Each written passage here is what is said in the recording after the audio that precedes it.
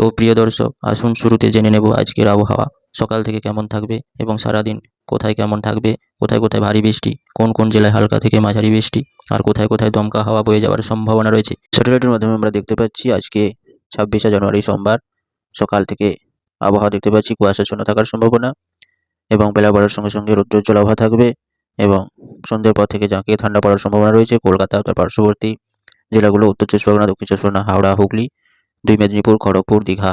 এবং কৃষ্ণনগর, দুর্গাপুর, বাঁকুড়া, পুরুলিয়া এইসব জেলাগুলোতে আজকে রাতে কনকনে ঠান্ডা পড়ার সম্ভাবনা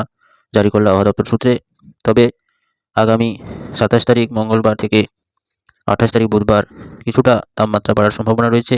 অর্থাৎ কনকনে ঠান্ডার হাত থেকে কিছুটা স্বস্তি পাওয়ার সম্ভাবনা রয়েছে। তবে বৃহস্পতিবার 29 তারিখ এবং শুক্রবার 30 তারিখ এই দুদিনে কলকাতা সহ তার পার্শ্ববর্তী জেলাগুলোতে আবারও কনকনে ঠান্ডা ফিরে আসার সম্ভাবনা রয়েছে এবং টেম্পারেচার আবারও নিচে নামতে পারে, যার প্রভাবে জাঁকিয়ে ঠান্ডা পড়ার আবার সম্ভাবনা থাকতে পারে।